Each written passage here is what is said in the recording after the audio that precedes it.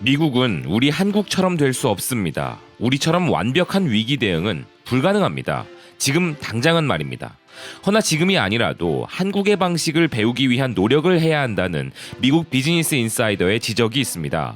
그들은 그들의 전통적인 기준에서 볼 때 한국의 방식이 개인정보 논란이 있다면서도 왜 한국을 배워야 한다는 것일까요? 그것은 우리가 이젠 이번 대유행 이전의 시대로 다시는 돌아갈 수 없다는 것을 그들도 알고 있기에 한국이 보여주는 방식이 다음 시대를 대비하는 최고의 방식으로 입증되고 있다는 사실을 그들도 부정할 수 없기 때문일 것인데요.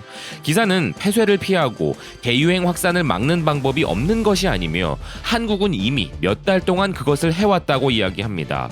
폐쇄가 대확산을 억제하고 추가 사망을 예방하는 데 도움을 준다는 것은 이미 과학적으로 압도적인 증거들이 있어 이 관행을 뒷받침하고 있지만 이는 큰 비용이 들며 미국의 주들이 3월에 시민들에게 집에 머물 것을 발표한 이후 미국의 확진자 곡선은 평탄해졌지만 4천만 명의 미국인들이 일자리를 잃는 결과를 초래했고 반면 폐쇄를 하지 않은 스웨덴이 있지만 그들은 12%의 사망률을 기록했음을 전문가들이 지적하며 이 접근법을 비난했다는 것입니다.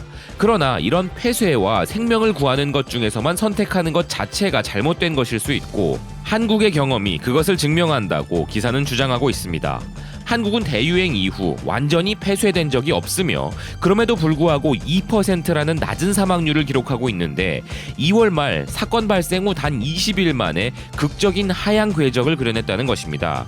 최근 한국의 학교는 재차 휴교를 하는 경우가 있었고 2주 동안 공원, 박물관 및 미술관을 폐쇄했었지만 한국은 아직 광범위한 자택 체류 명령을 부과하거나 주민들의 움직임을 엄격히 제한하지 않고 있으며 이 나라가 어떻게 그것을 해냈는지 주목해야 한다고 기사는 이야기하는데요.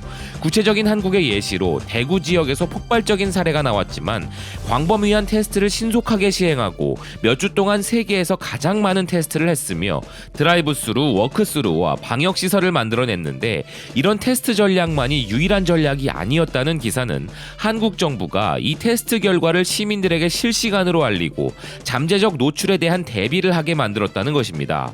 아울러 기사는 한국 정부가 각 지역과 도시에서의 모든 상황을 정부 웹사이트에 지속적으로 업데이트하고 스마트폰 앱을 제공했으며 또한 접촉 추적 프로그램을 구현해냈고 이를 이용하여 공무원들은 양성 판정을 받은 사례자가 나올 경우 스마트폰 GPS 추적, 신용카드 기록, 의료 기록 및 CCTV를 사용하여 그 이동 경로를 추적해냈다는 것을 주목하는데요.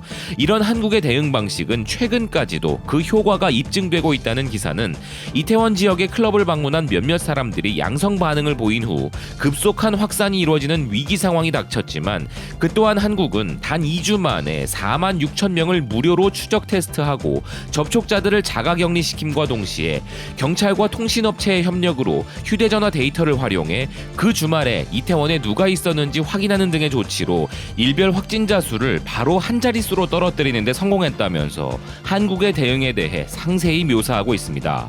허나 기사는 미국이 한국의 이런 추적을 모방하는 것은 불가능하다고 이야기하는데요. 개인정보와 데이터 추적에 관한 부분 외에도 미국의 일일 확진자 수가 약 2만 건에 달하기 때문에 이런 효과적인 추적 프로그램을 적용해야 할 총 인원이 너무 가파른 속도로 증가함에 따라 이들 모두의 움직임과 접촉을 파악하는 것이 한국과는 달리 매우 어렵다는 것이죠. 미국 전국의 카운티 및 시 보건관리협회에 따르면 미국은 10만 명당 최소 30명의 추적 관리자를 훈련시켜야 하며 이 목표를 달성하기 위해서는 총 10만 명의 관리자가 필요한데 현재까지 단 7개 주만이 이 궤도에 올랐을 뿐이며 일부 공중보건 전문가들은 미국의 접촉 관리자가 지금의 3배가 되어야 한다는 것입니다. 미주리주의 한 헤어스타일리스트가 확진이 되고 91명의 접촉자를 추적하는 것만으로도 현재 보건부에게는 난제였다고 하는데요. 미국은 현재 이런 추적 관리자들을 훈련시키는 방법에 대해서도 연방정부로부터 강력한 지침을 얻지 못하고 있으며 미국 20개 주에서는 추적을 위해 스마트폰 앱을 사용할 것이라 말했지만 어떤 앱을 사용할지는 확실하지 않으며 연방정부가 부분적으로나마 비용을 지불해주길 바라는 상황이라 기사는 전하고 있습니다. 그러면서 전문가들이 이번 추락이 제2의 물결을 가져올 수 있다고 전망하고 있기 때문에 앞으로 몇 달 안에 미국에서도 접촉 추적을 강화하는 것이 필수적이라 주장하고 있습니다. 마치 한국처럼 말이죠.